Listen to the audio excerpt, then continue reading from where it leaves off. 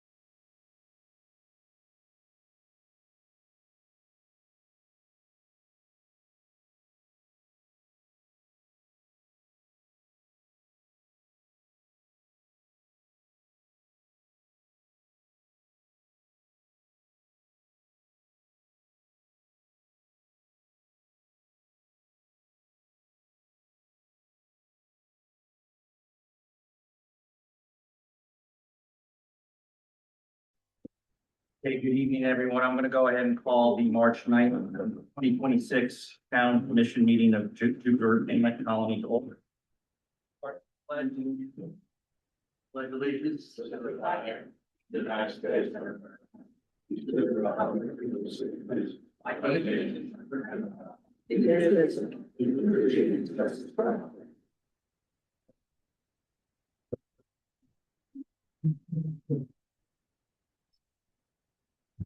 Well, it's nice to have a large crowd here tonight. My thought as I was walking in with Leslie was it was because it was my last meeting with mayor. And for some reason, I just don't think that's nice. But welcome everyone. The first item on the agenda tonight is a presentation by our District 1 County Commissioner, Maria. That's why everybody's here. That's right. I will say that, thank you for coming. This is the smallest jurisdiction I'm thinking in your area. Yes. But I will venture to guess, we have the absolute best commission chambers with the best view of any commission chambers in Boston. Arna. Yeah, bar none. Arna. So welcome. Thank you. You all hear me? Yeah. Okay. Sometimes I have to talk a little close. Yeah, that's there. There we go. Seriously? Okay, well, anyway, I'm Maria Marino. Hello. District 1 County Commissioner, served as mayor last year. It is my pleasure to be here to address all of you. I feel kind of funny having my back towards all of you. But he wanted a little bit of an update of what's going on in the county. And my most important thing on my agenda right now is to talk to you about taxes.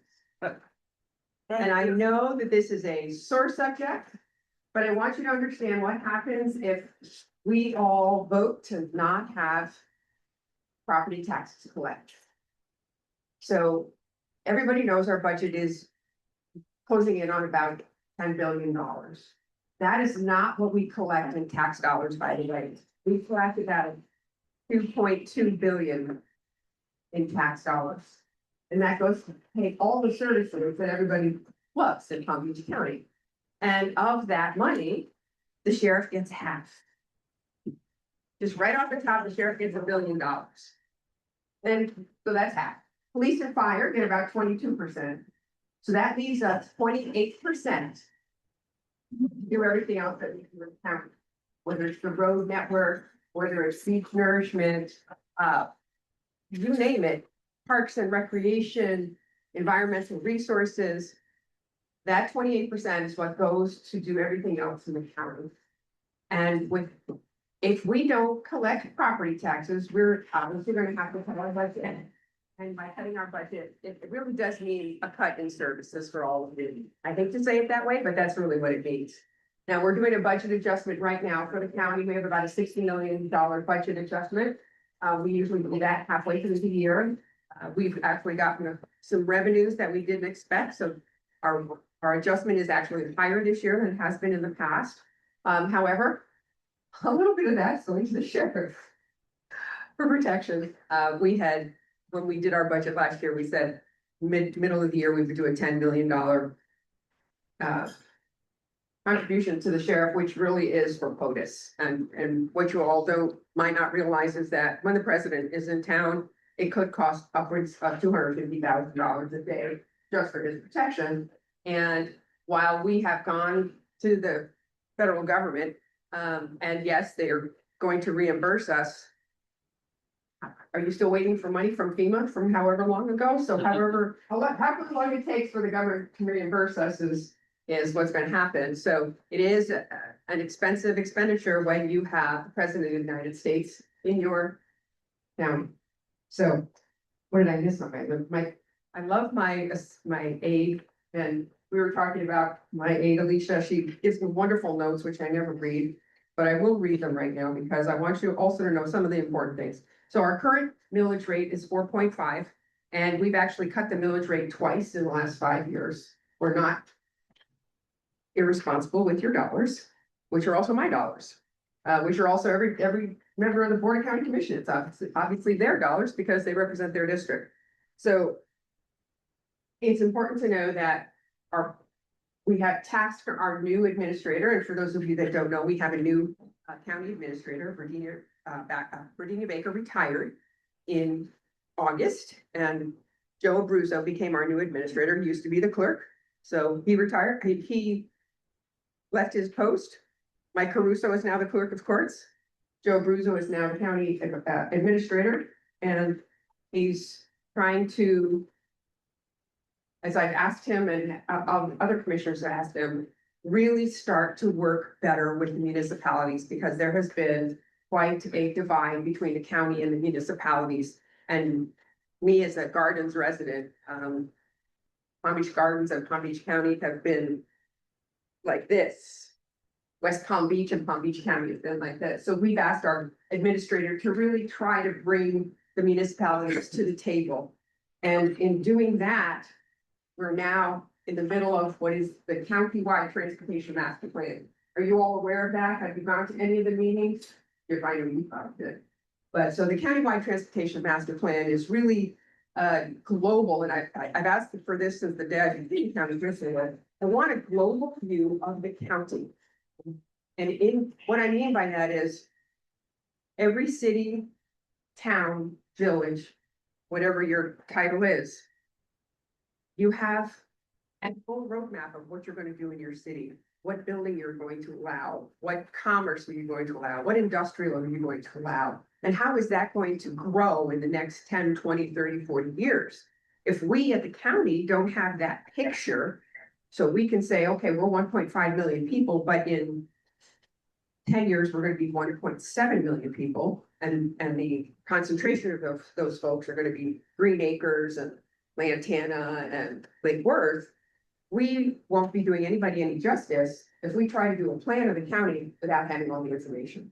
So what we're doing right now is we're in the middle of gathering information. We have a website.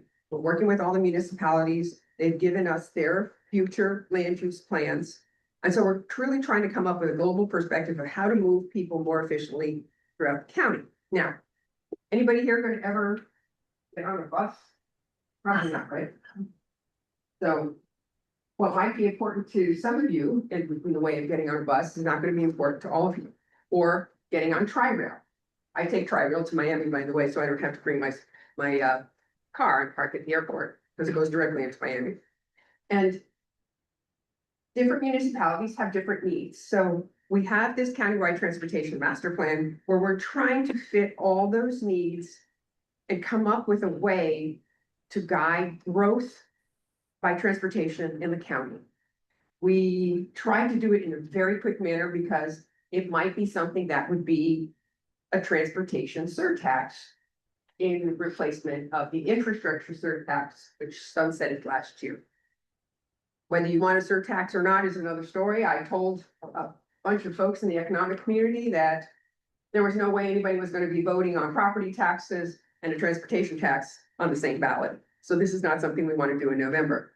And that gave us a better opportunity with the folks that are doing the master plan to really come up with hard data. So while the master plan was supposed to be done, we've now expanded it. We've now extended it because I didn't feel that the data they were collecting was accurate enough. And I wasn't alone in that opinion. So were the rest of the commissioners. Obviously it's timing, and you know, we are growing leaps and bounds. You all know we're going to be redistrict pretty soon. Don't know what that's going to do for other parts of the county. Won't change anything here, but you know, we'll see what happens in the future. Let's see what else is on here. I skipped right over everything here. I don't know what else. Emergency management. Okay, we're coming up to that time of year, aren't we? Emergency management. We have a really critical priority here in Palm Beach County with emergency management. We have our emergency operations center, which is right next to the sheriff's headquarters, and our incident commander will be Joe Abruzzo once he gets his training. He'll be our incident commander with active training. But we, as I said earlier, FEMA, you know how slow it is getting reimbursed by FEMA. So we are prepared. You know, the way emergency management works is they're going to clear the nucleus first. It's kind of like a tree. They're going to clear the trunk first, and then the branches, and then the leaves. So if you live in a smaller community, private roads, you're gonna be the last to get cleared if you do have, if, I'm not saying when, I'm saying if, because I don't want there ever to be a when. When something happens of that nature. What we've also done, and I think, it didn't affect you all, but throughout the county, because of Surfside, it was mandated that reserves and inspections had to be done for buildings, especially along the water, and it's interesting the information that they get back, and it's interesting the choices that HOAs have made in the past. So luckily you don't have that problem here, but I know in Tequesta, they had an issue. And it'll be challenging for a lot of HOAs that didn't put money aside for reserves. So I think I've taken up enough time, but I'm happy to answer some questions. I do want to do some fun things. Let's see, Palm Beach County has over 110 parks. Being a professional golfer, I'd love to talk about everything that we do for sports in our county. We are tourism. You heard me say earlier that our budget is about $10 million. The impact of tourism on our county is over $10 million. I don't know if any of you went to the Cognizant Classic in the Palm Beaches, or if you went to the, I can't pronounce the name because it's way too long, James Hardy NFL Pro Football Hall of Fame Classic. That was just yesterday. Shout out to the folks that did that because it was a very well attended event. Polo, equestrian, our convention center actually hosted the World Cornhole Championship. Go figure that one out. I didn't even know that. I saw pictures. I said, really? I didn't know. But we also hosted the gymnastic Olympic tryouts before the Summer Olympics. I didn't know that either. So our convention center is very busy if anybody's interested. I'm happy to answer a couple questions. Don't ask me about beach nourishment. It's a work in progress. We've got 5 items on our consent agenda tomorrow. So it's a tough situation because dollars are as we have them, and sometimes we have them and sometimes we don't. Some communities have a match with us, some don't. So it moves just like the sea. So I'm happy to answer some questions if you have some. I'll turn to the commission, starting with you, Commissioner Shirley. I have a question. What about the homestead exemption? So we do not have an actual what is going to be on the ballot in November. There are several iterations of what's going through the House and Senate right now, whether it's getting rid of all homestead taxes. By the way, my opinion, this is to take our eye off the ball on how much homeowners insurance is. You notice there's no discussion about homeowners insurance. I pay twice as much in insurance as I do in taxes on my house. But you don't hear about homeowners insurance anymore. This was their Red herring. red herring, and I'm a lobbyist, I work for an insurance company. I'm gonna give a lot of money to everybody running for re-election. I'm sorry, I'm so not your typical politician. Chip will vouch for that. I'm a Republican, but I'm also a fiscal conservative, social moderate. And I think probably 99% of you in the room are that, whether you have an R or a D after your name. So, and I have no filter. So as for the homestead question, what you'll probably see, that was a long way to come to the answer. What you'll probably see is some sort of an additional exemption. If we took everyone who had a homesteaded property, if we don't collect taxes from them, what happens to people who have a business? Their taxes go up. What happens to people who have rental properties? Their taxes go up, that gets passed on to their renters. If you own commercial property and your taxes go up, your businesses, your small businesses that are in those buildings, their rents are gonna go up. So it has to be felt somewhere. It has to be made up somewhere. And that's really where it will be made up. So because they've made a big deal of property taxes, my guess is there will be something on the ballot in November. Whatever it is, it has to pass by 60%. And just know that the county is really strategizing right now on if we were to cut our budget 5%, 10%, 20%, what would that look like? And is it equal across every department? Or is it some departments taking a bigger hit than others? So you will see any combination, and I don't know, because there's so many things that they're bandying about up there. they're still in session. And then there's gonna be a special session. So, So the homestead tax is, what about an income tax? oh, God forbid, I don't think you'll ever see that here in the state.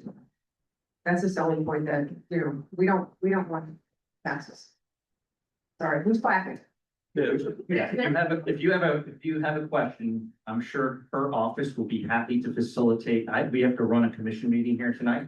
And I don't want you to be here for 45 minutes answering questions. So in fairness, if any member of the public, I guarantee you, her administrative assistant or her legislative assistant is more than willing to field phone calls from constituents Absolutely. and would love to hear from you and provide you whatever answer that you need. I really appreciate you being here tonight, taking the time out of your busy schedule to come to the smallest jurisdiction in your Oh, I love service it. area. I've So been thank here you. before, I love it. It's mmarino@pbc.gov. Feel free to email me and I will definitely answer your questions, because when I don't hear from you all, when I don't get questions from you, I don't know if there's a problem. Right. So, You assume everything is. compliment me, that would be okay. And thank you again for coming. Next on the agenda is a presentation by Loggerhead Marine Center. Good evening, how are you? Good. Name for the record, if you don't mind. So my name is Sarah Hirsch. I'm the Director of Research at Loggerhead Marine Life Center, and thank you guys for inviting me to come talk to you today.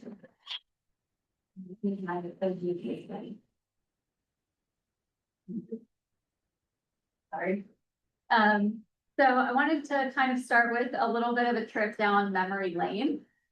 So back in 1998, you all actually started a volunteer sea turtle monitoring program on the beaches right out here. So it was led by Bud Howard, but he essentially trained local residents on how to do turtle monitoring, which is incredible.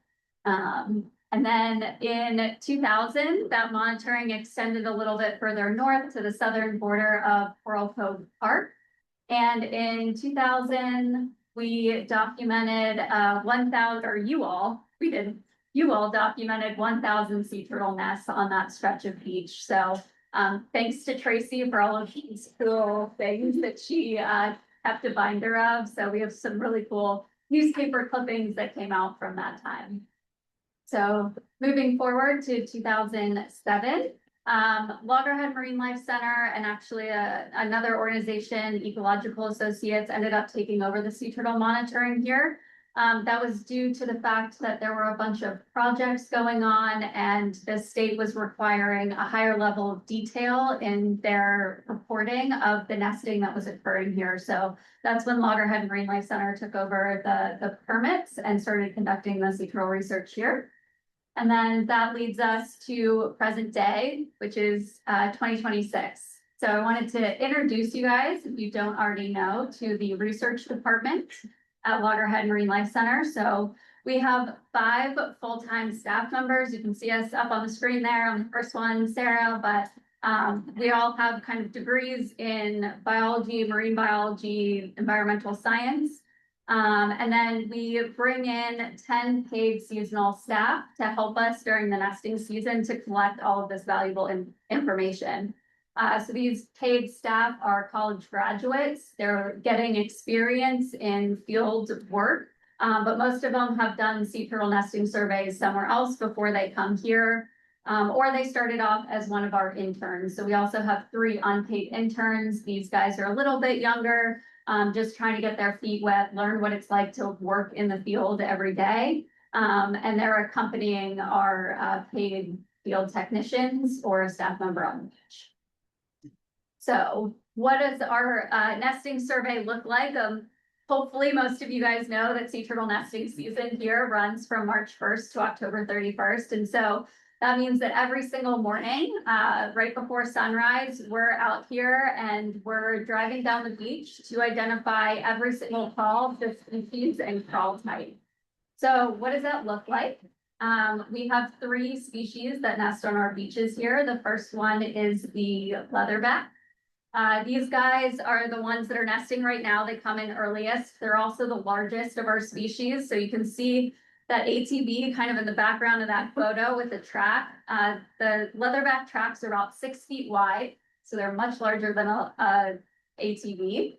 And these guys make a lot of movement in the sand. So the disturbed area you can see in that photograph is her nest.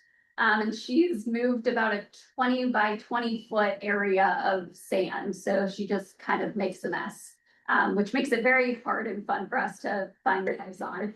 The next up is the loggerhead. These are our most common sea turtle species that we have here in Florida. Again, you can see the ATV for size comparison of the tracks. Their tracks are about 2 to 3 feet wide, so they're much smaller than the leatherback.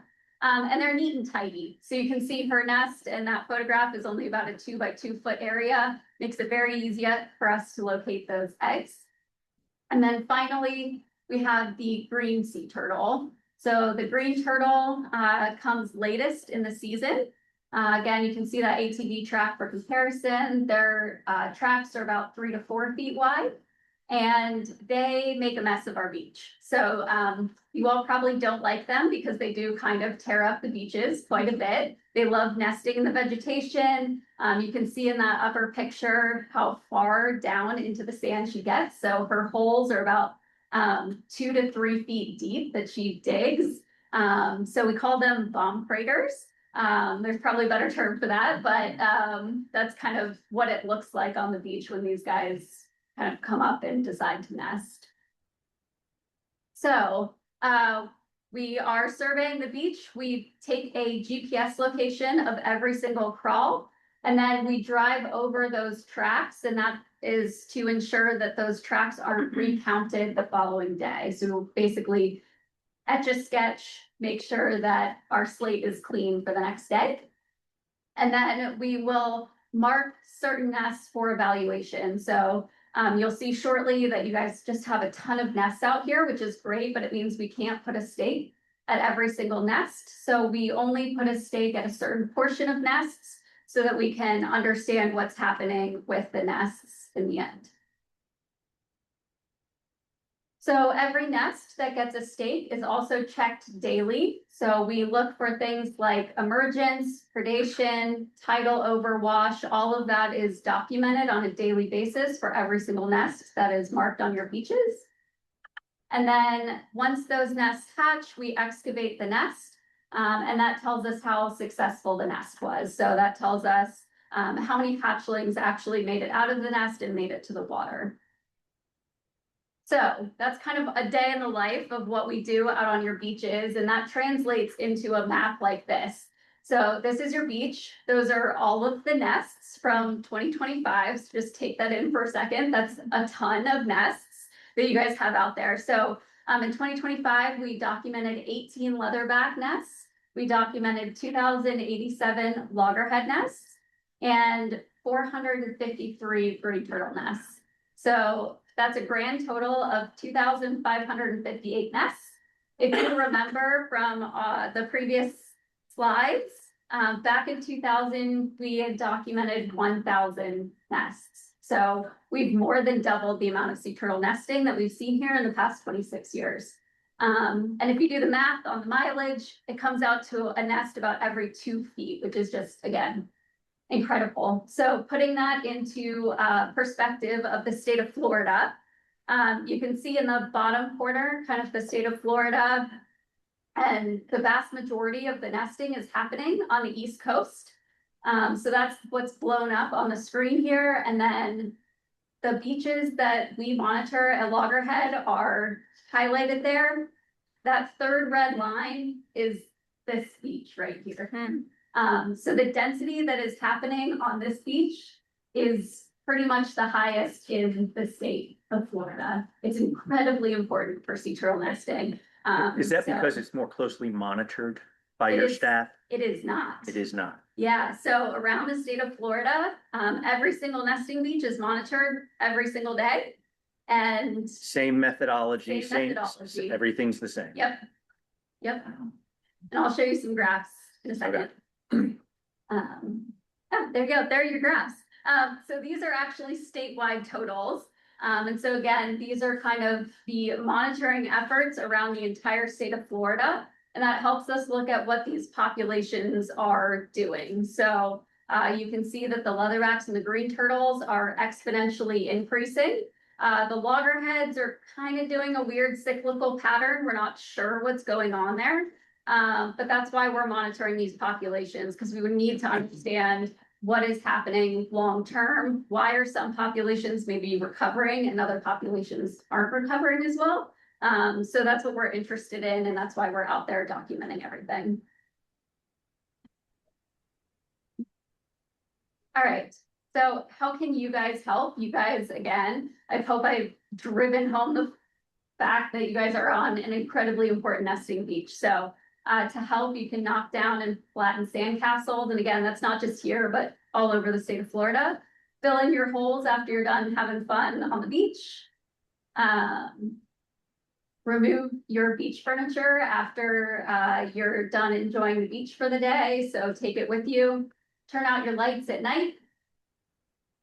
Dispose of any trash properly. Keep your distance and do not disturb sea turtles as they're nesting. It's also illegal to do so. No flash photography. If you do see a nesting female, just enjoy it from a distance. And then obviously kind of leave no trace. So I think most people are probably interested in the lighting portion of this. So I just wanted to highlight it a little bit. We have a saying to keep it low, keep it long, and keep it shielded. So low stands for keeping the lights low to the ground and using a low wattage bulb. Long stands for use a long wavelength that's red or amber. And then shielded is keeping those fixtures shielded so that the light is not actually visible from the beach. If you want, that QR code at the bottom, that long address leads you to Florida Fish and Wildlife's wildlife sea turtle friendly lighting page. So if you guys are interested, if you need to look up what lighting is approved, especially on the coast, that's your best resource. Even though a light looks red, it doesn't mean that it's necessarily filtering out the correct wavelength. So you always want to make sure that you're getting lighting that's actually approved and sea turtle friendly. And then finally, just wanted to kind of clarify, I know there are a lot of players in everything that we do. Loggerhead Marine Life Center, we are a nonprofit organization. We're the ones that go out and document the sea turtle nesting. But all of the lighting is actually taken care of under Palm Beach County. And they have a sea turtle protection and sand preservation ordinance. You guys fall within that ordinance. So anything that happens on these beaches falls within Palm Beach County's ordinance.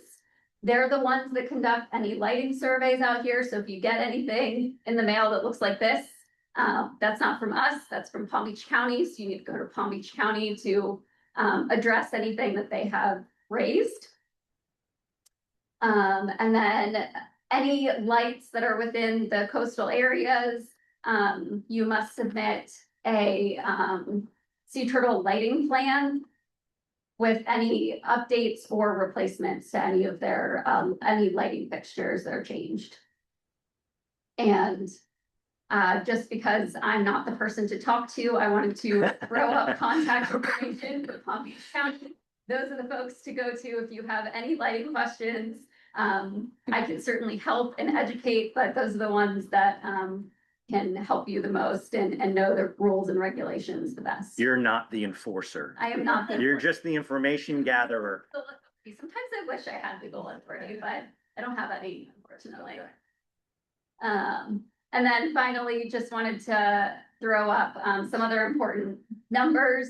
If you guys ever see a dead or injured sea turtle, these are the guys to contact. FWC's hotline, and then LMC has a 24-hour screening hotline as well. We will answer and get help out there as soon as we can.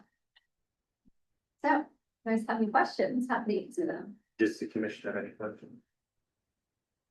Very good. Thank you. If there are any, thank you for all the work that you do. Great. If you could certainly get the copy of your presentation to Heidi can post it online and people need the information from the photos.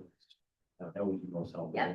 Thank you. I think this community by and large, is extraordinarily supportive of all the efforts that go on in our beach. Obviously, occasionally we'll run into a few that aren't, but I think a vast majority of the residents that live here are very supportive of the beach. So thank you for everything. Yeah. Thank you, guys. Thank you. Sophia. Yeah. there any next? Yeah, so Water Henryland has documented 11 nets. 2 of those nets are on our stretch of beach. Okay. Let's move on to town manager report. Hand it over to our town manager. Thank you. If you recall, after the last meeting, we had some discussions about sand transfer and our Yes. relationship with Jupiter Inlet District. Yes. I've started to, I have reached out to my colleague in Tequesta, as well as a manager in Palm Beach Parks, as well as to Joe at the Jupiter Inlet District. We're all on board of putting together a working group so that we can be ahead of any future studies and understand how we can benefit our communities to the north of the inlet. So we're gonna keep that moving. Yeah, one comment to that, and it became abundantly clear after the presentation from the Jupiter Inlet. I think it was executive director, and I think Palm Beach County should also be a player in that. I didn't want to necessarily bring that up here tonight with our district commissioner, but I think you should contact her staff and have someone as part of her staff in that working group. And the reason why is if you look at their sphere of influence and where they get their tax dollars, a lot of it is from unincorporated Palm Beach County. And I think they would have this, significant level of sway as being part of that group. So I would like for you to reach out to the district commissioner's office and get their involvement or their delegate. Excellent. ERM. Yes, Okay. absolutely. And I'm also working directly with one of the managers. Code, but I will expand that Good. outreach. That's excellent. Following up on that, Kelly Lehman and I we had a very successful meet and greet with the Florida Inland Navigation District representative who happens to have their office right now on the Lighthouse property to get more information on the work that they're doing right now in the intercoastal right off of the inlet, and to understand how we can benefit from some of their work in the future. It all goes back to we need to do the right kind of plan, but they're definitely open to it. We also understood that there is sand. Should we have an event right now, I know of a site that there is sand. And the sand would be available to us, but it's very clear from them that we would have to pay for all trucking and distribution costs as well as access. But I have made that relationship, and Kelly and I know where this pile of sand might exist. It was an excellent meeting. Those of you who aren't familiar with Find, their primary roles and responsibility is the Jupiter Inlet District does, if you recall, only the inlet back through the bridge and up into the river just a little bit. Find actually is the intercoastal waterway portion. So they're responsible for the dredging of the intercoastal waterway, not necessarily the inlet. So there's 2 different entities involved, and we're talking about. And the navigation district only is 100 feet from basically, or they begin 100 feet from the seawalls because they're the channel. Right. And they go all the way down the coast, all the way up to the. Yes. I can't remember if I publicly shared with the commission, but we are of 4 cities in the state that were awarded an internship through the Florida City Managers Association. I have interviewed a successful candidate who actually came to me highly recommended with the executive director of the Edna Runner Center. So she's local. Master's degree in public administration. So I hope to have her on board in May, and then we'll introduce you all to those then. I just returned from the FCCMA, the Florida City Manager Association with Winter Institute. This is the intensive. The topic of conversation there was crisis communication, not just weather events, but also unfortunate human events such as Parkland. So we got a lot of great information while we were there. One of the speakers, though, was the city manager for Sanibel, and I happened to be sitting with my colleague from Tequesta at the same time. And we're gonna work towards maybe doing a trip over to Sanibel and do an after action with our chiefs as well to really learn some lessons learned. If you recall Sanibel during Hurricane Ian, they have one bridge in and the bridge went out. So even Chief McAllister and I've kind of come back and downloaded on him some information, and we're starting to look at what happens if both bridges go out when we get here, how do we provide services? And that's the reality that we're starting to prepare for. The stairs are complete at the North Walkway. I hope you've enjoyed them. We had our first annual shredded event and household hazardous waste pickup. We collected 2.5 tons of paper and over 2 pickup truck beds full of paint, chemicals, and electronics. I want to thank the entire administrative staff on both the police and town administration side for coming in on their Saturday, as well as Vice Mayor Muir for doing a lot of the heavy lifting with us and directing traffic. It was well received, over 50 households. He's like your assistant manager. No, he's my public works director. And we love it, right? So we work closely together. And in fact, the stairs also eyes and ears together on the stairs project, and I appreciate him for that. We did have that resilience action plan workshop for those who were not in attendance. Something that came up there, and I want to briefly get some feedback from the commission on, is the idea that the plan might talk about the idea of raising the roads in the future, not 10 feet. I don't want to scare anyone here, but by inches, and it helps make the town more flood and storm ready, a long-term plan. And it came up at that meeting, or perhaps we should slow down the repaving of that one segment of Lighthouse Drive. So I wanted to kind of get a general consensus. It's in our capital improvement plan. We were getting ready to go out to bid for it. If maybe perhaps we pull back on that until the report is finished at the end of the summer, September. But at the same time, we address the restriping of our stop bars and other areas in town, as well as do 2 corners that we were going to do where we were going to introduce concrete, so we stop having the grass being cut up. So if I could just have a little bit of discussion, if you want me to come back next meeting with more information, I'm happy to do it. Commissioner. Any idea as to if we do postpone it, as to when you would have an idea of how we would be able to do how much of my pocket and how long it would take to do it? So my understanding from when we were at the meeting, the idea would be is perhaps we would look at for a grant that would do a full study of the town to see exactly how we need to address it from a storm and flood ready standpoint. And perhaps go after grants for it, or if it's something we can accommodate to do at least the study and not the work, we might be able to accommodate the study this fiscal year. If you recall, we budgeted $150,000 this year for the project, expecting it to go into next fiscal year. We were planning for $100,000 next year, so we were planning for $250,000. Sorry, Mayor. Spread over the 2 fiscal years to minimize the impact. The whole idea, if I'm probably gonna repeat a little bit of what you said, but the whole idea is to get the study that will allow us to go out and seek grant funding, so we would not have to use ad valorem taxes to do the roadway improvement. However, as part of that, we will likely have to raise a section of the lowest point of Lighthouse Drive, some level 6 inches, 8 inches a foot, whatever it may be, in order to qualify for the study. So that was the thing. I'm generally okay with that, provided the plan shows where we could seek grant funding, which I think we're doing, Yes. right?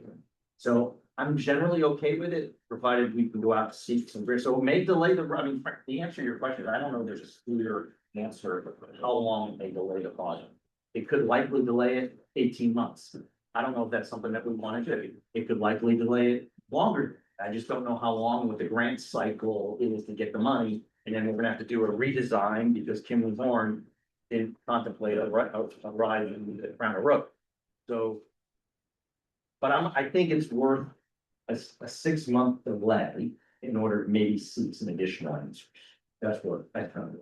Is it okay if we don't spend all those funds in 26, or if you had like 100,000? This year we have 150, and next year we're anticipating spending 100. For the restriping in the corners, we would probably use maybe 50. We could also use some of the funds, and well, it would be next fiscal year either way, but we would fund the study ourselves and seek grant funding for the work. So we don't delay the study, so. So out of the study that's being done right now, what are the anticipated results? Are they gonna provide us the information as far as the raising of the road? Or is that we have to go and get another study after this? My I think I understood you'd say a second study. Correct, that was my understanding that night at the workshop, that one of the recommendations would be that we should study looking at all the roads. Okay. From what I recall from that brief out that they gave us, the very lower end down by the marina is our worst section. So would it be feasible, or would we expect that the top end of the road, the most southern 3/4 of it, would be untouched? And it would still be right where they would be in our current plan? Likely, yes. So would we want to potentially move forward with at least a portion of the street and eliminate our roller coaster out there while we wait for that second study to come to fruition? And I've asked that to us. Patriots here. I think the area in question is from the North Walkway, bending around Lighthouse to Colony. Commissioner Seaman, can you use the microphone so that we can make sure everyone on camera can hear you as well? Oh, Thank you. just so people are clear, it's the area that was very, very low, was from the North Walkway along Lighthouse, bending around to Colony. That general area was very low and very vulnerable in a hurricane.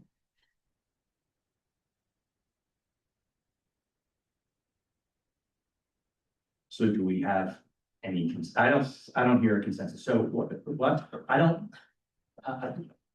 think we have the information to make a decision. So if Kimley Horn can provide demarcation of where the original was being contemplated, so we can take a look at that. And to Bill's, I understand where Bill's, the vice mayor is going with it.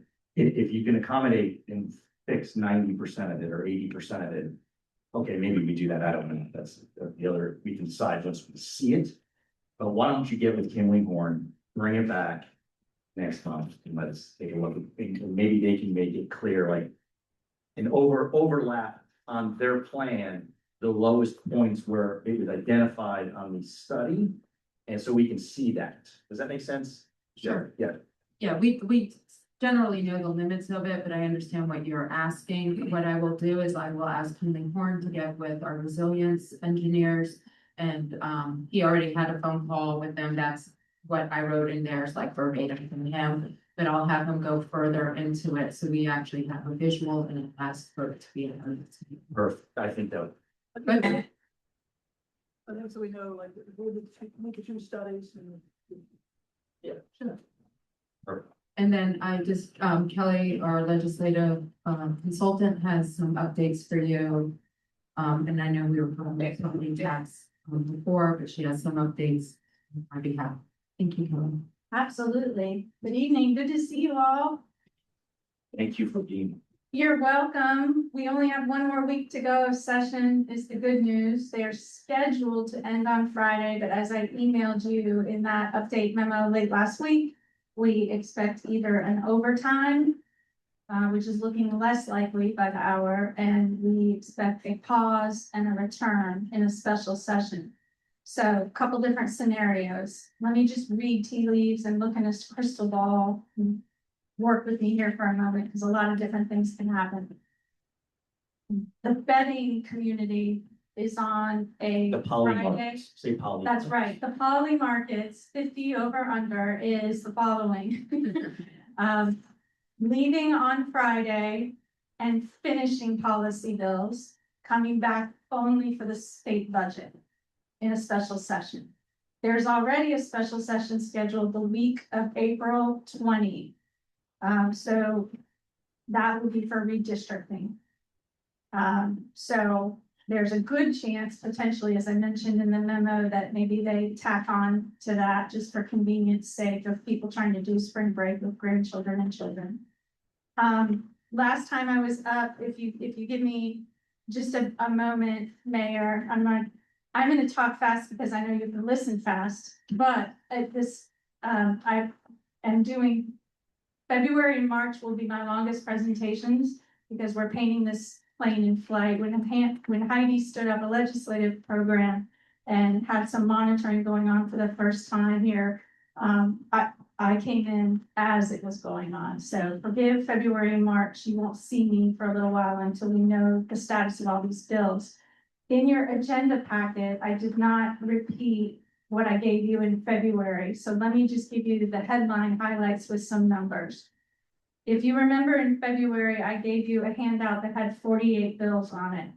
There were 1,900 bills filed.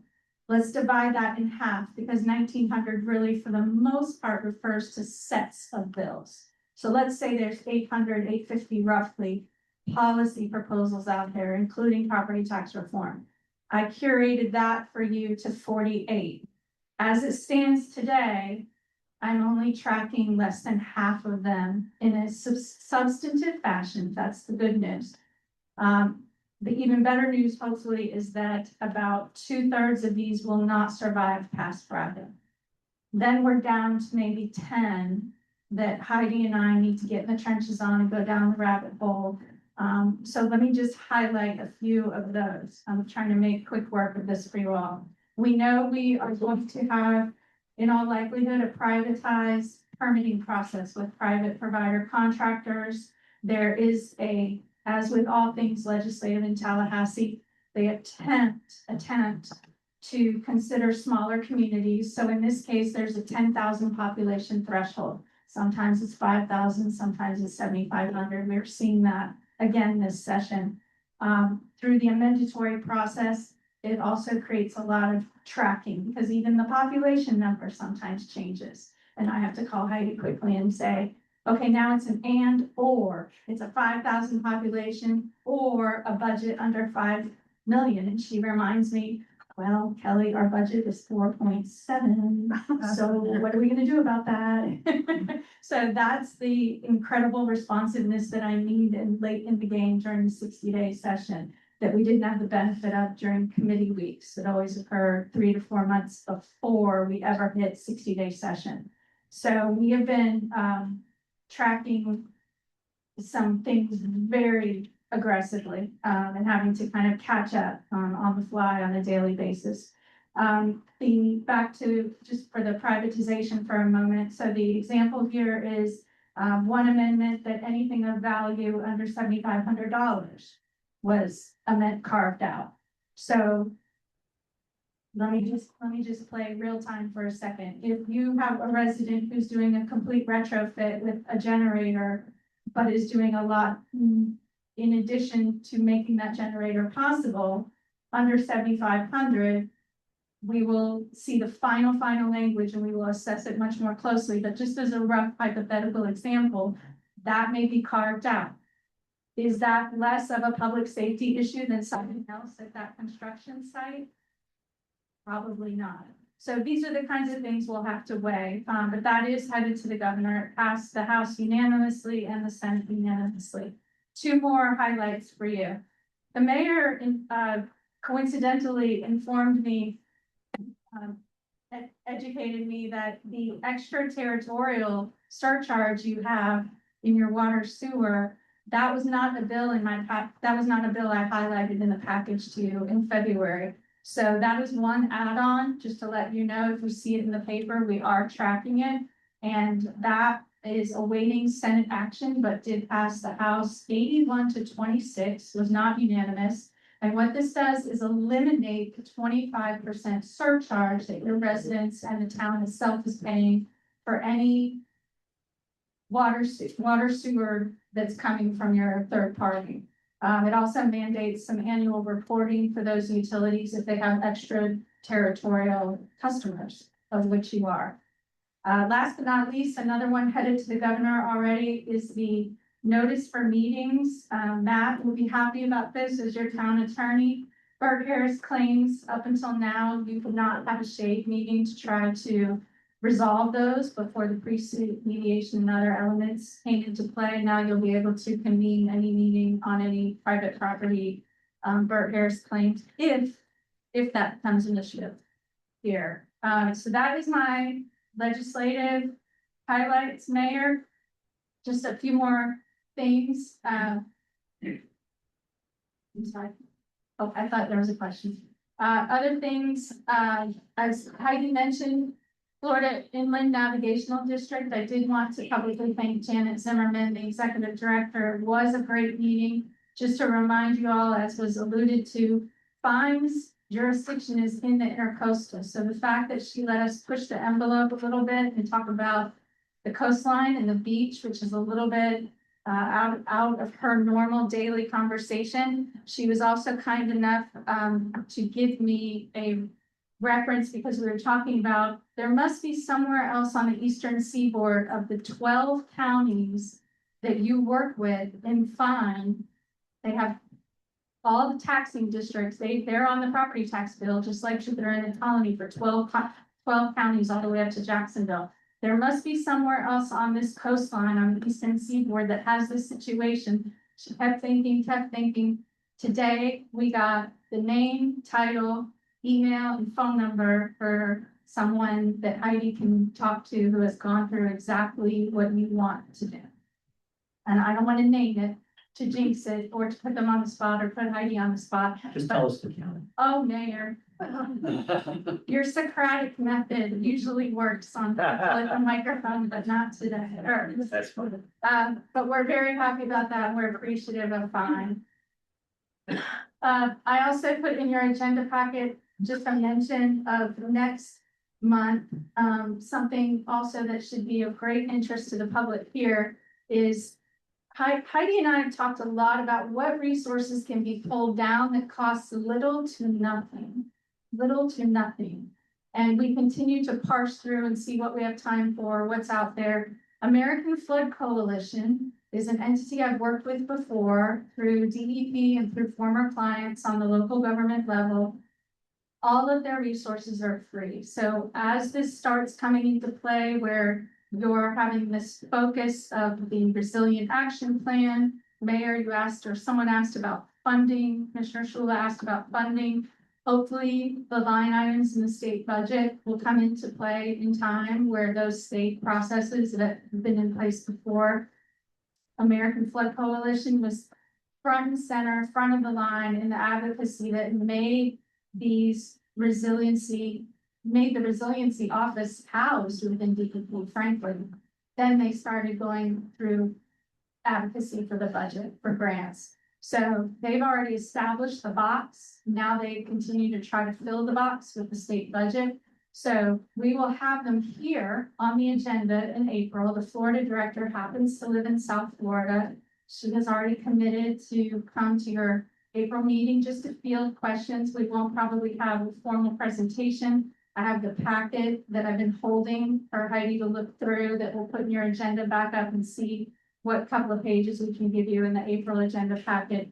But we're looking forward to hearing from her and seeing what the big picture is out there and how she might be able to bring some resources to bear. That is my report. Any questions? Thank you. I'll turn to the commission. Do you have any questions? Thank you.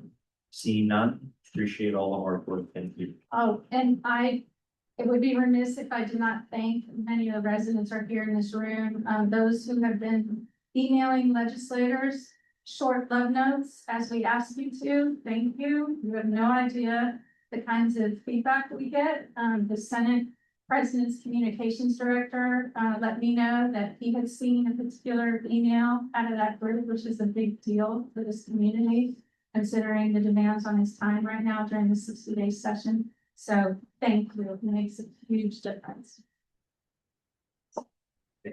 Town clerk. Tomorrow's election day from 7 a.m. to 7 p.m. for seat 4 M&Ms and Sharon Season. Wednesday's special magistrate hearings, status of update and imposition of fines for 16 Ocean. And Thursday's the organizational meeting, Thursday at 6 P.M. at Town Hall. So, Okay, thank you. Any questions to the town clerk?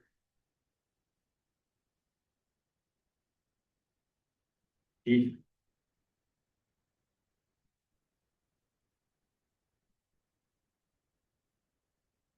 Thank you, Mayor, Commission. Just want to go into my monthly report. Those were sent out to everybody. Town manager also put a link on our website, so if the community wants to go on and look and see what we're doing on a monthly basis, they can go in and click on that link and that whole report will pull up for them so they can monitor what we're doing on a monthly and yearly basis. I want to quickly congratulate our new hire, Austin Jones. It's with the department. Young guy that's very eager to be a police officer. He's been doing a very good job in his training currently, and we're looking forward to big things out of it. I want to congratulate Lieutenant Beckman on his promotion just recently, and I just wanted to thank the commission and the community for their support of my swearing in the other day. A lot for me and my family, and I'm sorry you had to watch me choke back my tears to talk about my mother. In addition to that, we've really been working hard and fast on getting everything ready, which we're going to roll out tomorrow. Hopefully, it's going to be Hurricane Ready 2026. We've put together a packet for the community, which will work as a workbook for them to be able to put emergency information in. It has checklists, ideas for go bags, things that are going to be essential in the event that we do have a hurricane. This will go with them. That way they can keep phone numbers in the event that their phone goes down. They don't have access to electricity. They'll have everything they need in this manual to stay ready. In addition to that, we have the vulnerable resident emergency checklist. So those people in our community that will need some special attention or consideration, they can come and meet me tomorrow and fill this out while they're doing their voting. And we can start collecting a registry. That way we can prioritize as we move into the hurricane season for a response. The last thing that we currently done is we're doing ideas for a vehicle pass. So in the event that we do have to have an evacuation, these will be issued to our residents prior to coming back into the community. That way, when we're doing entry and exit, we can quickly identify who belongs here and be able to get you to your home quickly. But those are some of the things we've been working on. We did sit down and start a tabletop. We're identifying things that we are going to need as an agency to do the best job that we can for you in the event that we do have an emergency like a hurricane. But that'll conclude my report for tonight, and I'm open for any questions. Any questions of the chief? Thank you, chief. Appreciate it. Thank you. Excuse me. Commission reports. I'll start with you, Commissioner. Nothing to. You have any? No, nothing. Sharon? I just want to let you know that I'm working on a strategic plan, incorporating the work that's being done for the renourishment of the beach to the north. And also a long-term financial plan, dealing with the renegotiating our loan portfolio and having financial security going forward. And also investigating the latest AI technology for public safety that I'd like to share with our police department. Excellent. Thank you. Commissioner or Vice Mayor? I have one, it's not so much a report as a potential topic of conversation or consideration in the future. In the last month, I was watching our resident at the resident 107 Lighthouse that's been on the market for a couple of months, and the light bulb went off. I think it's now too late, but the thought was to turn around and have the town buy that property and turn it into a recreation center for the town, which would have provided us pool, boat dock, jet ski, entry, so on. Obviously, this was just kind of a consideration. Weren't able to go anywhere without a meeting. It was 107, the corner lot next to the marina.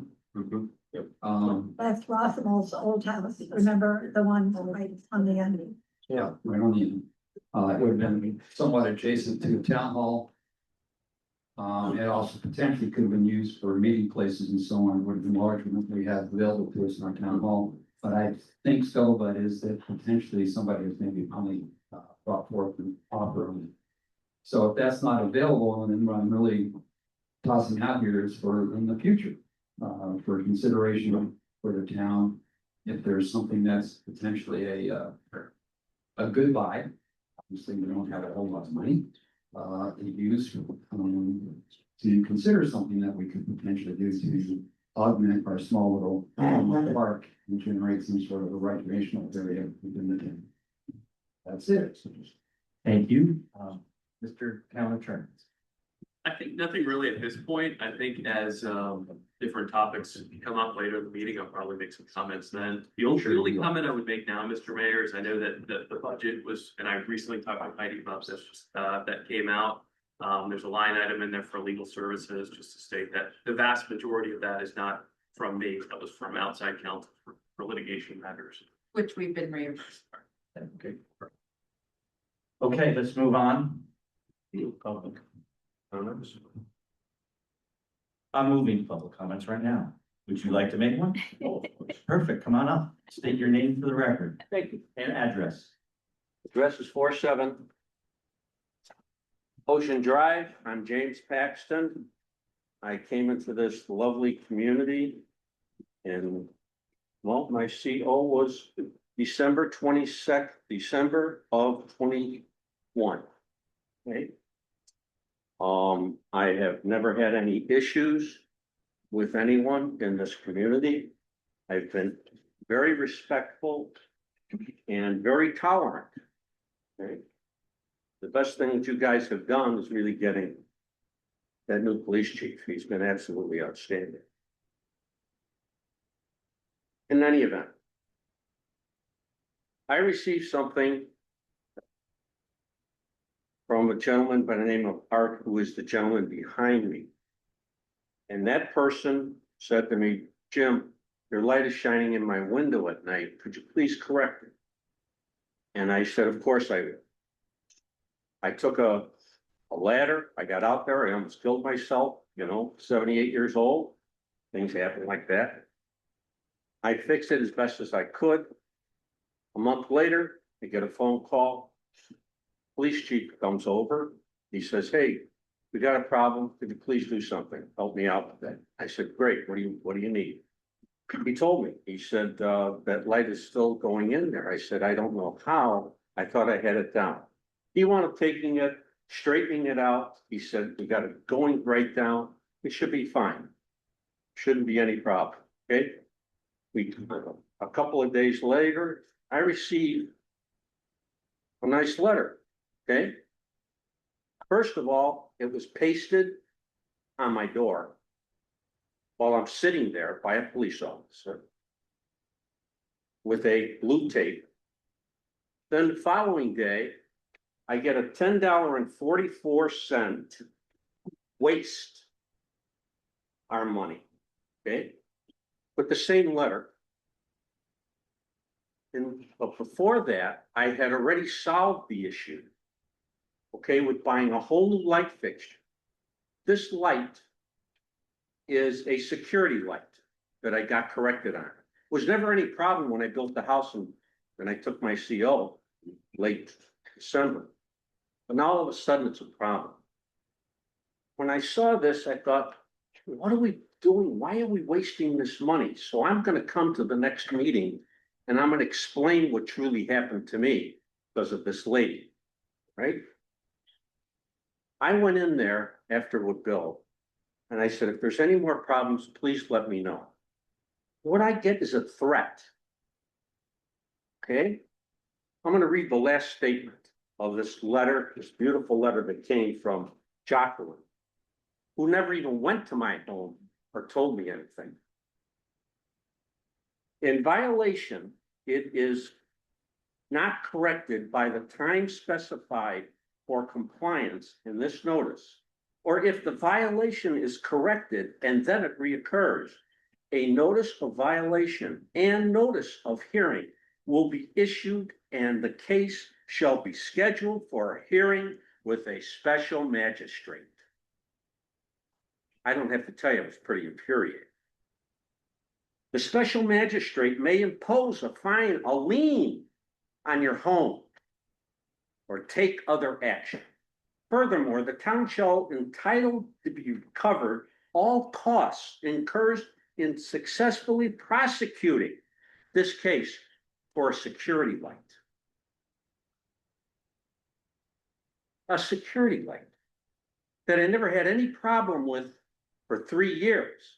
But now it's a big problem because she made it a big problem. We've let you go past 3 minutes. No, So, no, you have 3 minutes, sir.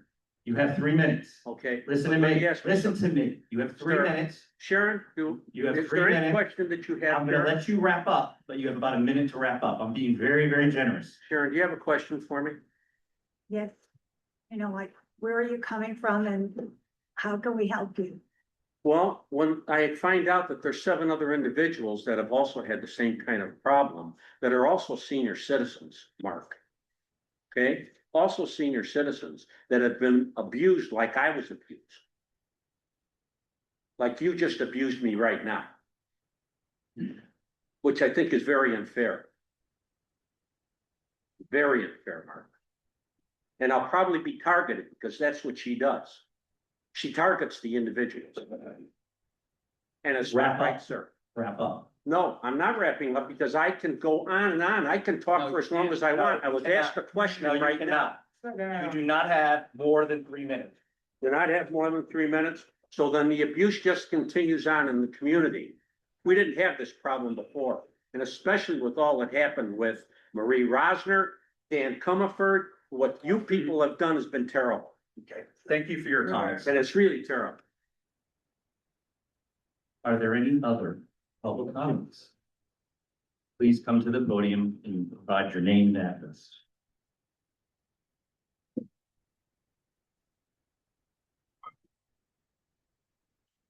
The clock, 101 Lighthouse Drive.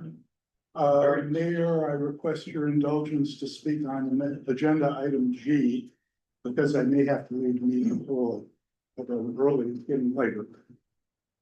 I oppose the reimbursement of legal fees related to the ethics investigation.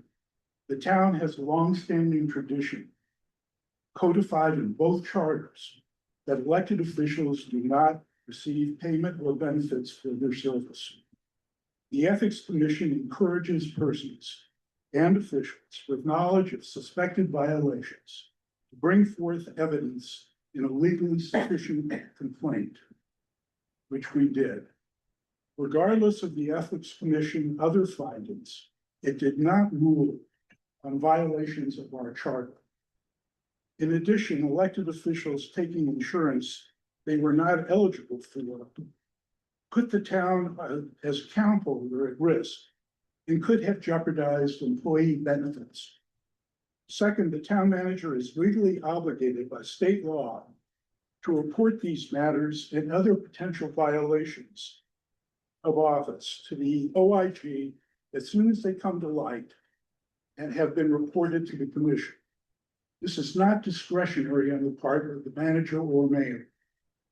Third, it is strange that my friend, the attorney of the village of Tequesta, is representing one of the petitioners in this matter, since Jupiter and Lake Colony has important contractual relations with village of Tequesta, and will doubtlessly be representing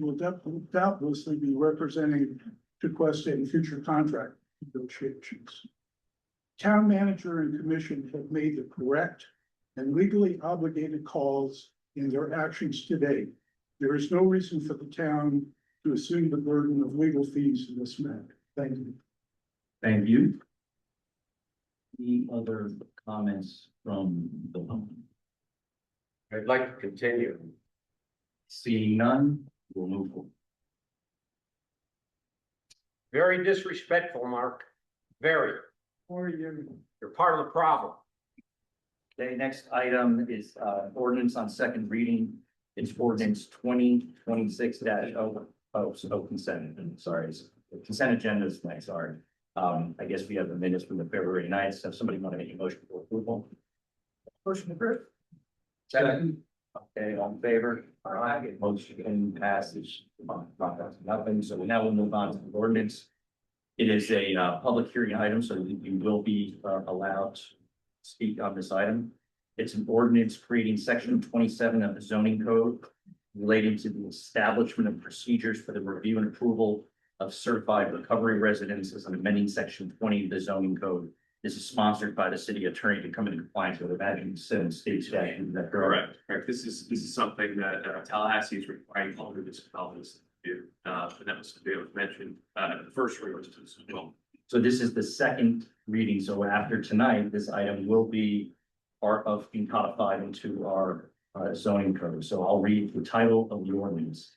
An ordinance of the town of Jupiter Colony, Florida, creating section 27 of the zoning code relating to the establishment of procedures for the review and approval of certified recovery residences and amending section 20 of the zoning code, providing for implementation, providing for severability, providing for conflict, and providing for an effective date.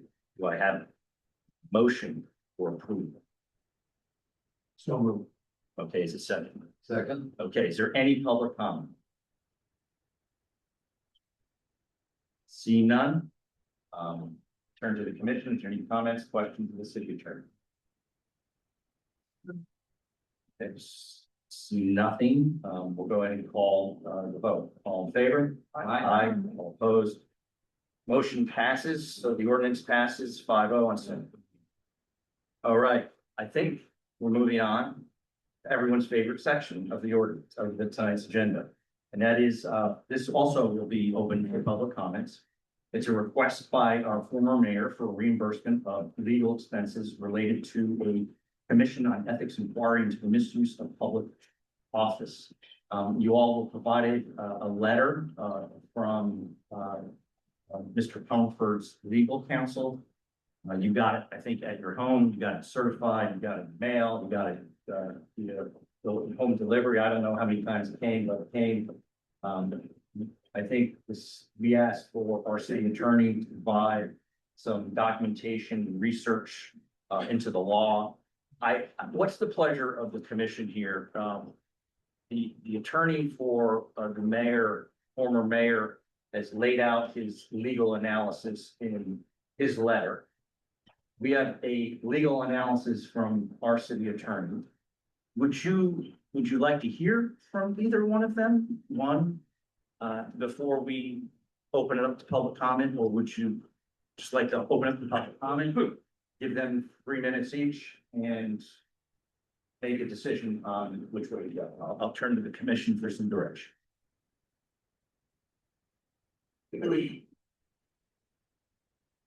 I would defer to Commissioner and attorney. Okay. All right, so we're not going to hear directly from either one of their attorneys, but we'll go to public comment. If we have questions, we can certainly ask those questions. If the questions of either one of them, you can certainly do that. That's fine. So you can come to the podium and ask your question. Just state your name and your address, please. I'm Leslie Swenson at 234 Shelter.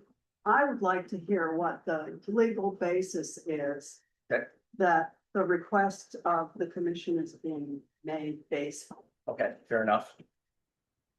Any other public comment?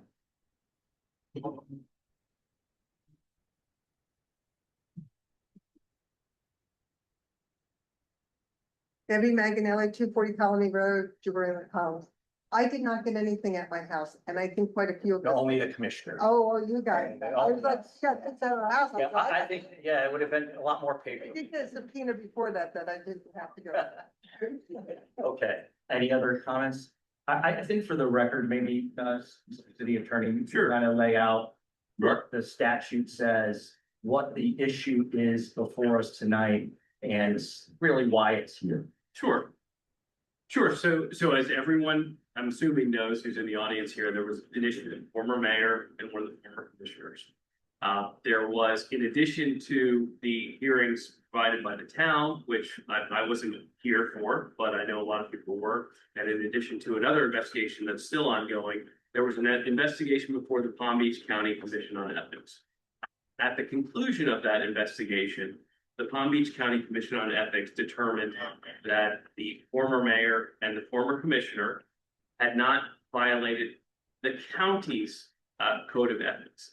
And they specifically provided that they were making no ruling as to the town's charter, the town's code, and what the town found in our quasi judicial hearing. On that basis, both the former mayor and the town commissioner are seeking reimbursement for the attorney's fees that they paid with respect to the Palm Beach County Commission on Ethics investigation.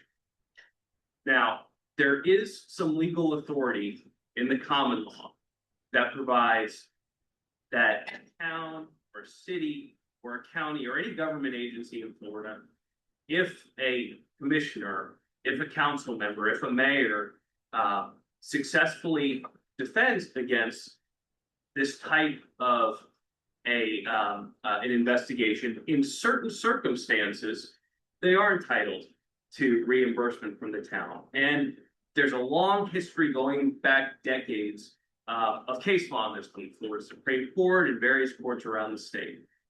And what those courts have discussed is a two-part test as to whether or not a town or city is required to reimburse for those attorneys' fees.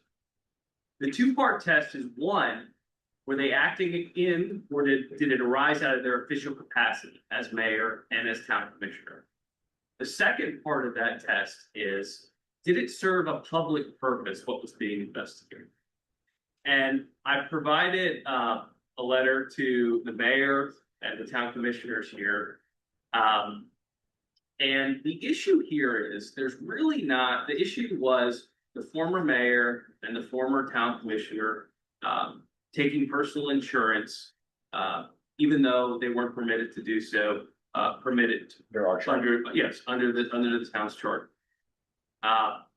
The investigation, the ethics investigation, framed it as personal benefits they were receiving. And I actually want to look specifically at what they had said was in their findings, the question was, did the former mayor use his elected position for personal gain? And did the town commissioner use her elected position for personal gain? And again, they went on to say that what they were looking at was whether or not they obtained a special personal financial benefit for themselves in violation of the code. They were not looking at whether or not the town was correct in our hearing, and they were not looking at anything else. They were looking specifically at the Palm Beach County Code on Ethics. So one of the cases that I found I presented to the mayor and the commission is a case called Chavez versus City of Tampa. And it's similar in the sense that this was a former council member who had a conflict of interest. She was on the dais. Before them was a vote for a zoning change. And this particular zoning change would have allowed her to serve liquor in a restaurant that she owned.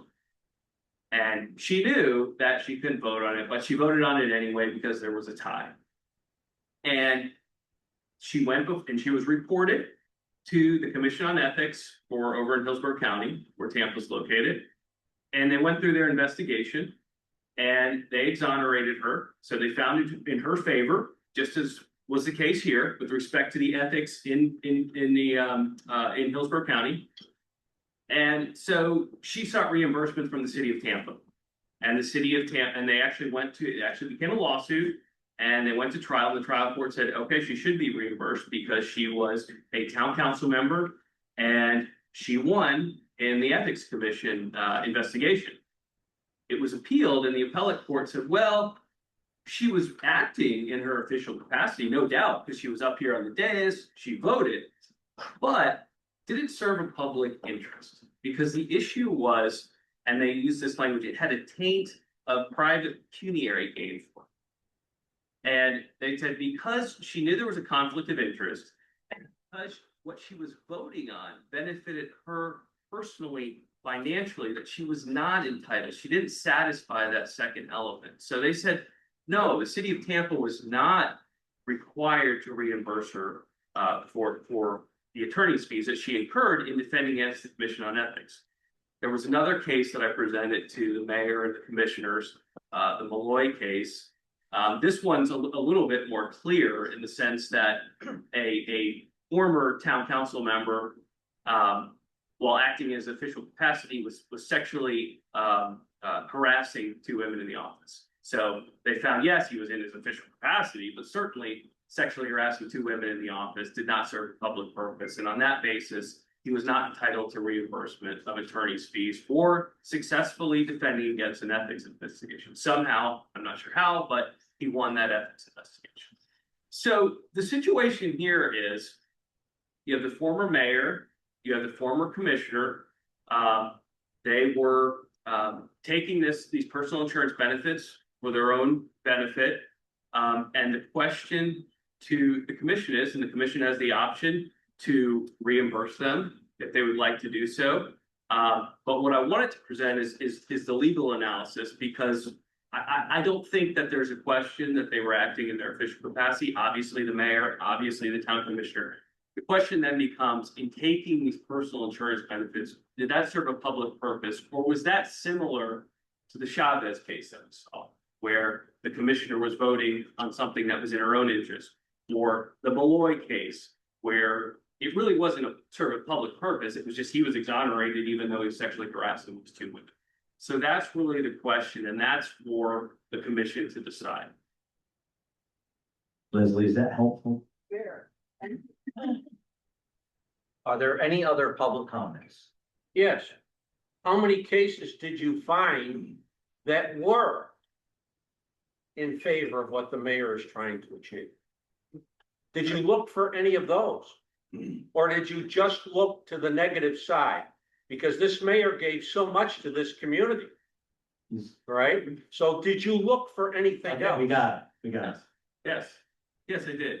And did you find any? There were certainly a number of cases Yes. where a mayor or a commissioner who was acting in their official capacity and who it was deemed served a public purpose for the investigation, or it came up in the context of a criminal case or a civil case, not just a commission on ethics case. And yes, in that context where they're acting in their official capacity and it served a public interest, yes, they were entitled to reimbursement.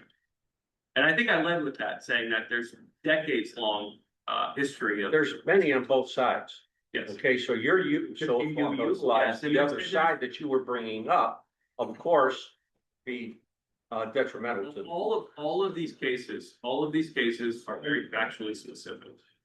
All right, Absolutely factually specific. thank you. Thanks. I think we answered his question, so let's, is there public comment? Okay, you have 3 minutes.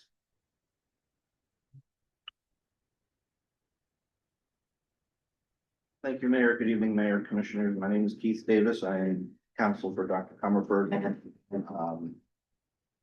Couple things. First of all, I'll assure my friend, Mr. Block, my representation of Dr. Comerford has nothing to do with my work. Can't hear you.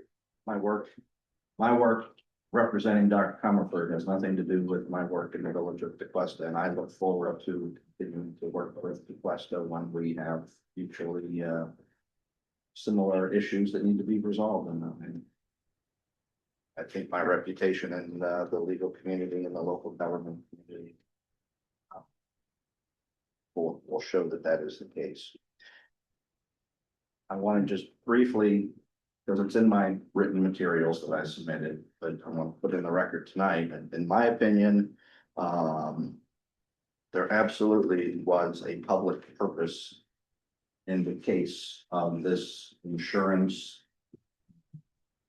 And Dr. Comerford, I can't speak for Commissioner Rosner. I do not represent her legally, so Dr. Comerford's attorney.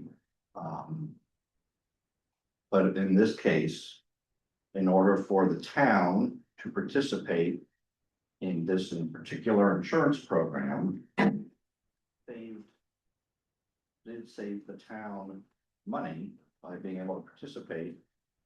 It had to have a certain number of participants. Dr. Comerford, as the mayor at the time, was selected by the then administrator to make up that be one of the people to make up that difference and get from 7. I think it was up to 10. He never used the insurance, he never made a claim on the insurance and participating.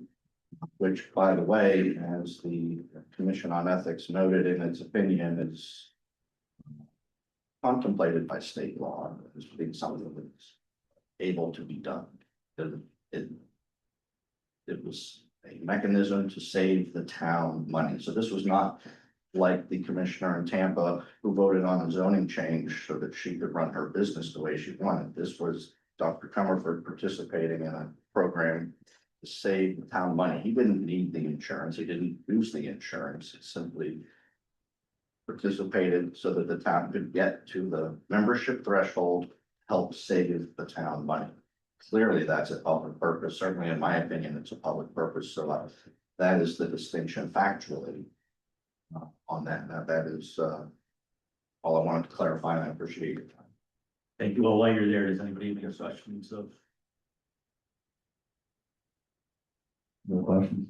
I will just state for the record, I read your letter. I thought it was off-putting. I thought the tone and tenor of the letter was not something that I think would facilitate good relationships between ourselves and the village of Tequesta. So I was quite shocked at the tone and tenor I of will your letter. apologize for that. It was not my intention. It may have been an aggressively written letter. It's our opinion, it needed to be aggressive. It was never my intention to disparage anybody on this commission. No, it's not so much at the commission, but I think it's some staff members. You certainly took a couple of shots and frankly, I was a little disappointed given the fact that contractually, Tequesta is our water service provider. We provide $550,000 a year in our ad valorem taxes to the village of Tequesta for fire rescue service. I recognize that we have a 2-year out on that contract, but I was frankly just shocked at it. I don't know how everybody else feels on the commission here, but I wasn't happy with the letter. I understand you're representing, you have to advocate for your client 100%. If I were you, I would never have taken this case, just to preserve the relationship between the colony and the village of Tequesta. I'm not, you don't need to respond to that. I can appreciate that. I don't know if anybody else wants to say. Okay, thank you so much. I appreciate it. Okay, so is there any other public comment? Give the comments or public one more chance. Okay, seeing none, I'll turn back to the commission. What would, we've got a couple options tonight, right? I think our town attorney spelled it out pretty clear in his letter. So I'll look to see, kind of gauge where the commission's at in terms of the direction. So, who wants to start? Dave, you want to start? Sure. I'm ready to make a decision based on the information that I've received and conversations that I've had, with staff, basically. Jack? Yeah, I do as well. I think we should make a decision tonight. I appreciate the guidance and my understanding it's not required as far as this decision. It's not mandated, it's not automatic. No, this is a decision for the commission. Yeah, what you're saying is it's discretionary. However, if we go one direction or another and a party feels aggrieved, they will take our decision and go to the circuit. That's possible. We have the guidance in case now. Yes. Okay. Sharon? I'm ready to make a decision. Okay, all right, so now let's go to phase 2. What is the general consensus of the decision and direction, Mr. City Attorney, do you want us to? Well, I did, and you had mentioned that I laid out several options that the commission has in terms of their voting tonight, and I did just want to mention one thing was the distinction. This happens all the time in courts between entitlement and amount, because in this particular case, entitlement is one issue. And what we were just discussing, what Mr. Davis was discussing, and what I was discussing really pertain to entitlement. Are they entitled to reimbursement? And that's for your decision, whether you think that second part is for a public purpose. The second is, if they are entitled, if you believe they are entitled and you vote in favor of entitlement to fees, what the amount might be is different. Because in this particular case, as you've seen, you have one claim for roughly 6,000 and one claim for almost 4 times that at 24,000. Well, just for the record, for the audience. Sure. Why don't you tell what Mr. Davis is asking for his client and what the request from Sabatini Yes. was for former Commissioner Roth. Yes, Mr. Davis was asking for $6,000 in reimbursement of attorney's fees. And Mr. Sabatini is asking for $23,700 reimbursement for attorney's fees. And there's obviously quite a disparity between those two amounts. So it's, as courts often do, you could, if you are inclined to do so, grant entitlement and then reserve on the issue of the amounts until you get more information to understand the difference, why there's a nearly 4 times. That's one of the options. That's one of them. Okay, well, let's, I mean, does somebody just want to make a motion? I would make a motion that we decide on whether we feel that. There, we should be more than any of the time. They should. I can't hear you. First motion, I'm making a motion that, that they do not receive any, I don't know. We need to decide whether we want to, that they deserve any entitlement, and then if the vote is that they do, then how much will it be? But I think first we have to decide, should they receive any? Yes, yes, I agree. And I would make the motion to say, if it's your motion, you're saying that they not receive reimbursement? Yes. And then I would make a motion that you would deny the request to reimburse for attorney. So I make a motion that you deny the request for the fees. Is there a second? I would second that motion. Okay. Now, for discussion, it would be, would the maker of the motion agree that you'll deny the request submitted by Keith Davis on behalf of former Mayor Comerford for $6,000 in reimbursement for legal expenses? And you'll agree to that? Need to take each item, so. Oh, yes, the second review. Yes. Okay, so is there any discussion? Is there clarity on the commission to what we just, to what the motion is? Okay, It's clear. I'm gonna call the vote. All in favor of denying the request for the $6,000 reimbursement submitted by attorney Keith Davis on behalf of former Mayor Comerford. All in favor? Aye. Nay. Okay, the motion carries 5-1. Okay. Next up, I guess we'll do the same thing as a request by former Commissioner Marie Rosner for reimbursement of legal expenses related to the Palm Beach County Commission on Ethics inquiry into the misuse of public office. I don't think we need to do anything for the record here. Is there any public comment on this item? Commissioner Rosner, former Commissioner Rosner, I see you're in the audience. Would you like to say a few words or not? No? Yes, I would. Yes. I would like to say that the town did not, But if you don't mind, we Oh, okay, can sure. and you have 3 minutes, just as.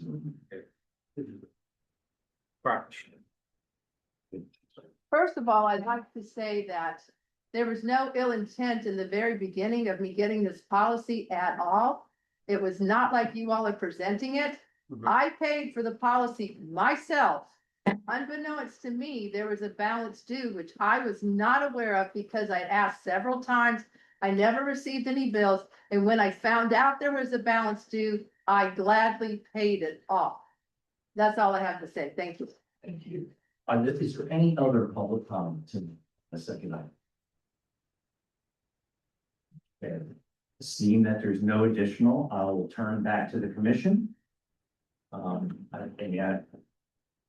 Again, I don't think we need to go through, all the legal analysis. I suspect that somebody would like to make a motion. Yeah, I would make the motion. Same thing. Okay. Yeah, so the motion would go something along the lines, Dave, passing. For official reasons, I'll make a motion that you go ahead and deny the request for legal fee reimbursement to former Commissioner Rosner in the amount of $23,700. Is there a second? Second. All in favor? Aye. Aye. All opposed? Opposed. Okay, motion passes 4-1. We have a vote approving the award of the contract to the lowest and most responsive bidder for the installation of check valve in town hall, town outfalls. You have everything in your backup. This was part of our capital improvement plan that we did as part of the annual budget process. This came under what we originally budgeted, which is awesome, since we also have set aside some money to help over here at the beach club. So it's a win-win for everyone. The town engineer has never worked with this company, but everyone has given excellent reviews on it, and they are actually the contractor who is recommended by the actual the check valve manufacturer. Thank you. So they were planning to be here, but they had a last minute conflict. It is our recommendation that we approve this. Okay, excellent. Is there somebody who wants to make a motion? Yeah, I just have one question. I read through the three different proposals, and there was a significant difference in the current and 90-something and 54. Are we making sure we're getting usually you pay that much less, you're not getting. I had the same exact reaction, and in talking to the town engineer, he is confident, as one can be, that because they work with this product all the time, they know how to get in, install it, and get out. So there's probably mobilization costs are lower because they're used to working with the product. No, thank you. Okay, so. I'm just trying to make motions to approve the dollar amount to them. Yeah, I make a motion to approve the. What's the dollar? The dollar amount is 54,484. We budgeted 70,000. What's the contract? The contractor's name is EMC Divers Incorporated. So Dave, you're making a motion to approve that contractor at dollar amount. Right, that's correct. Okay, is there a second? Second. All in favor? Aye. Aye. This is for the check balance. Check. Yes. Okay. Excuse me. one second. Yes. Five. Okay, one last thing on the agenda tonight, and it is the a vote to approve the employment contract with our new police chief, Ryan McAllister. You want to give an overview? Absolutely. Chief McAllister came to me with this request, and it was upon review of our charter and consideration, I thought this was an excellent direction to go in. As you know, there are 3 individuals that report directly to the commission and work at the pleasure of the commission, and that is your town manager, your town attorney, and your police chief. The police chief's in a very unique situation in that he is hired and fired by the commission and managed day to day by the town manager. His contract that is in front of you pretty much mirrors my contract. There's nothing really substantial that's a difference about it, except that his is open-ended. Mine has a time frame. I'll probably come back one day and renegotiate for my contract himself, just to make life easier for all of us. It does have an out for everybody in it, so it doesn't mean we're tied to Brian forever, but I hope we will be, or at least he knows until I leave and he can think about moving on. He asked for it for just some security. He's made a major life change with his family, and I totally endorse it. Okay. Pleasure of the commission. Make a motion to approve the employment agreement with the chief. The second. Okay, all in favor? Aye. Aye. Okay, motion to adjourn. So moved. I'll make a motion to adjourn. You just wanted to make? Yeah. Second. Second. All in favor? Aye. Thank you, everybody, for coming.